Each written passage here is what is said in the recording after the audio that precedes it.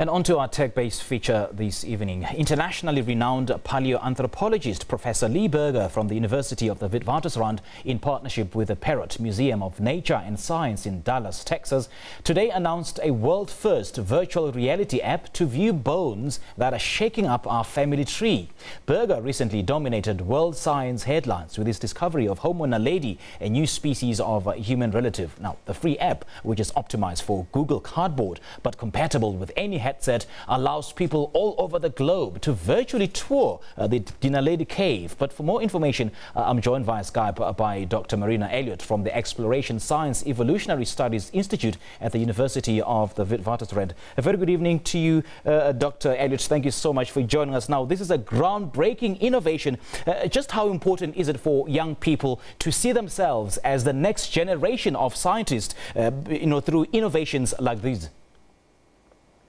Yes, thank you. I think it is actually tremendously important. I mean, obviously, kind of like the moon, this place is very difficult to get to. There are very few people in the world who will ever be in that space. But through something as simple as a Google Cardboard and a cell phone app, anyone in the world can experience being in that space. And I think that's tremendously exciting for people, just as an opportunity to be somewhere that very few people get to go. Through how this works, how do I get to the actual cave without me physically going there? Yeah, well, it's actually pretty easy. If you have a cell phone, you can search Dinaledi on your app store and download the app. And then if you have something like a Google Cardboard headset or even a VR headset, you simply download the program, start it playing, and then you put it into your headset and then view it, and you are literally transported into the cave itself. So you can then move around the cave looking at the various features and can actually see some of the fossils while you're down there. Can visitors actually choose what they want to see and then learn from what they see?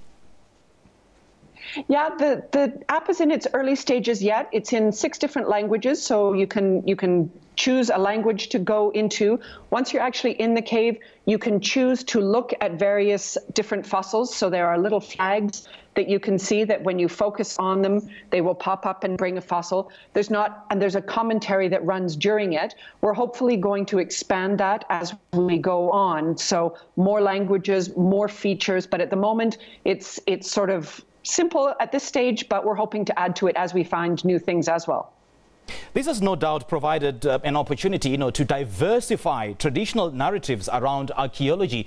I mean, young people have in the past been neglected in archaeological interpretations, and this groundbreaking innovation changes all that, doesn't it?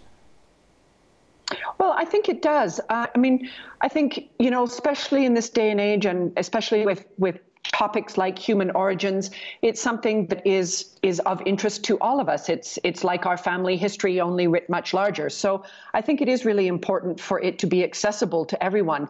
And children are the future generations, the scientists and the people who will be doing this kind of research. So I think it really is important to excite them and interest them and engage them at this stage.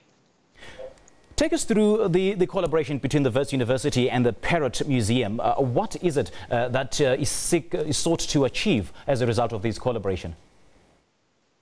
Yeah, I think it's an opportunity for us to sort of cross oceans and talk about human origins. The Perot Museum, one of our original underground astronauts for the Dinaledi project, is now one of the senior researchers there, Becca Peixoto.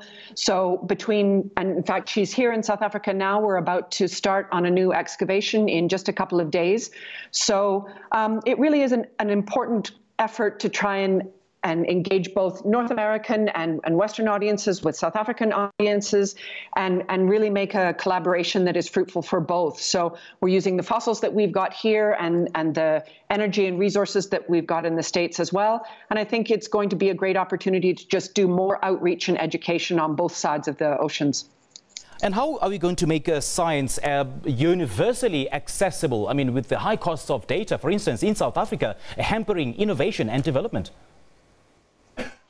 Yeah, it's a good question. I think it's something that we need to discuss. I mean, certainly something like apps, once ideally you can download them and maybe use them offline, that will be something that's a little bit more useful to us here in South Africa. But I think, data and technology are really important. Everybody is on their phones all the time these days. And as a way to access those for your average person, I think is really important. So that's something I think that we'll be working on. Well, Dr. Elliot, thank you so much for your valuable input. We really appreciate your time. That is Dr. Marina Elliot from the Exploration Science Evolutionary Studies Institute at the University of the Witwatersrand, telling us more about this free app that they've since launched, where you're able to view the Dinaledi cave and to see what actually is going on there.